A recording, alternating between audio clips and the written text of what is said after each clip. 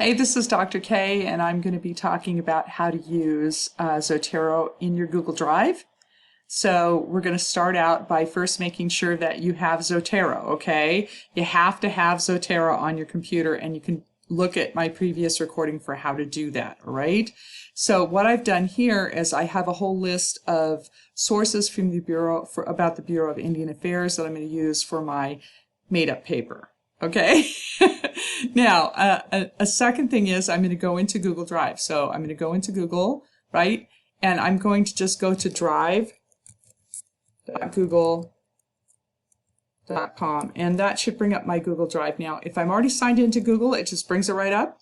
Otherwise, you might have to sign into Google. But here I am in my Drive. I'm going to go to New, and I have my Google Doc, which is hopefully my paper.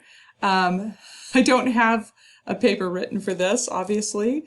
So what I'm going to do right now is I'm going to completely plagiarize something from Wikipedia about the Bureau of Indian Affairs. I'm going to steal it. You should never do this, okay? I'm just doing it for the purpose of showing you how to use Zotero in Google Drive. So please know that I am stealing this completely from Wikipedia's section on the Bureau of Indian Affairs, and it is not my work. Okay, so I'm going to go into this Google Doc. Hopefully you have your own paper here. You're not stealing from somewhere, because that would be really bad. I'm going to just go in here and fix this so it looks like an essay. So I'm going to go to Format, and I'm going to go to Line Spacing, and I'm going to choose Double. I'm going to, again, go to Format. I'm going to choose Line Spacing, and I'm going to remove the space after the paragraph so that they're all uniformly double spaced. And then I'm going to go back in here to Format, and I'm going to choose Align and Indent and Indentation Options, Special Indent, and I'm going to do first line. So that should indent the first line of every paragraph. So now it kind of looks like an essay, okay, even though it's not my work, and again, it is totally plagiarized. All right. So let me just show you how to use Zotero.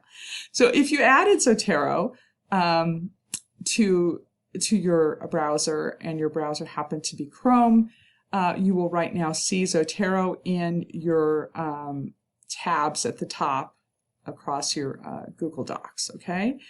I know that some people may have trouble from their high school getting the Zotero add-on.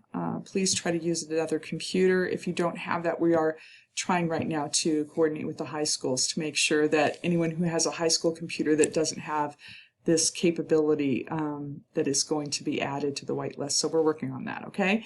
All right, so let's say you're in your article, you're in your essay, and I'm just going to go down to the end of the first period I see. Now, most citations are added at the end of the sentence, just before the period. And so I'm going to show you how this is done. So I'm going to hit a space right here. And then what I'm going to do is I'm going to add a citation. So I'm going to go to Zotero, Add Edit Citation. Okay. Now remember, you have to have Zotero on your computer too. You can't just do this with a Chromebook. Use my particular account, okay. I'm going to choose the Modern Language Association 8th edition and hit OK. Now, sometimes you're going to get something that says it's loading, and what it's doing actually is it's going to that window, but you can't see it because it's behind it. So if you just minimize all the windows, you'll get to that window that says what style. And as soon as you choose that, you should be able to get this white oval with the red outline. Then you're going to use this exactly like you would use it with MS Word. So I'm going to start typing Bureau of Indian Affairs in here.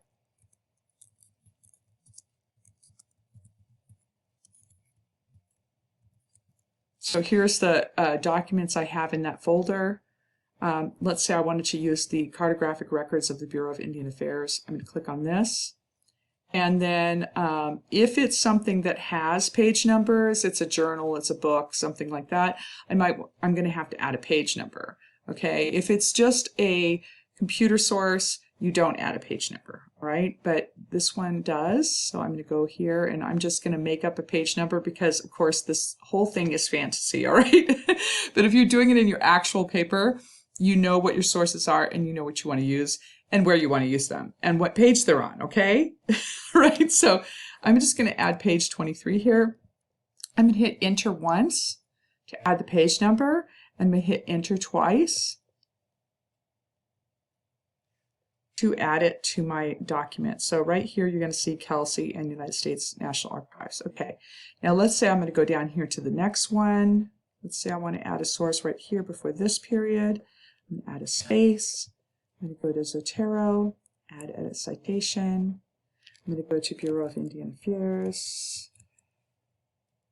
Okay, now look at this. It's added what I've already cited, and these are the rest of my citations that I could use. Let me see if I'm going to use Indian News Notes. Let's say I'm going to use that. Click on it. Let's say I'm going to. Let's say it's on page 12. Hit enter to add the page number. Enter to add it to my essay. There you go. Now I'm going to go down to the end of this voluminous essay document I have.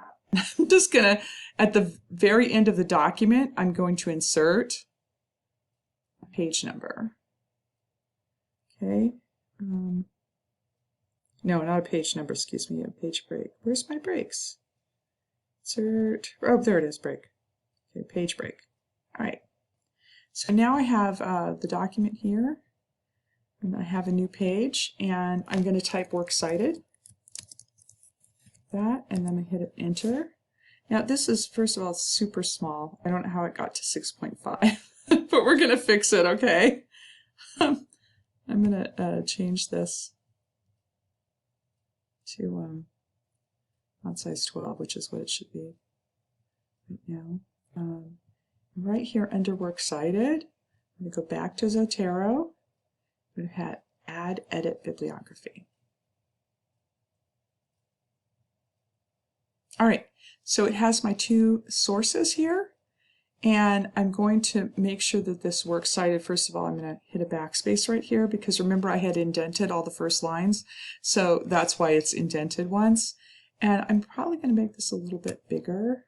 So I'm going to make this heading 2, and I'm going to move it to the center because it's Works Cited.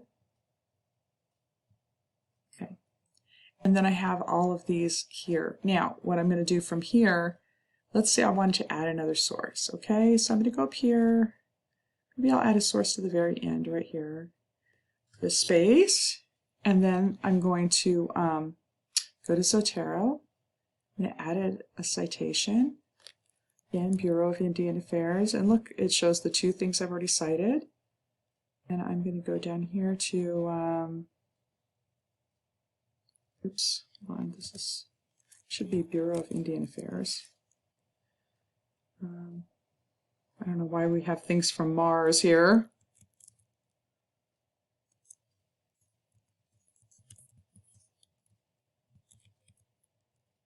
Okay, here we go. Here's the history of the Bureau of Indian Affairs. I'm going to choose that one. Click here, give me a page number. Maybe I'm doing something from the forward. Enter, enter. Now, look. Remember I had two sources before? Look, down here. Now there's 3.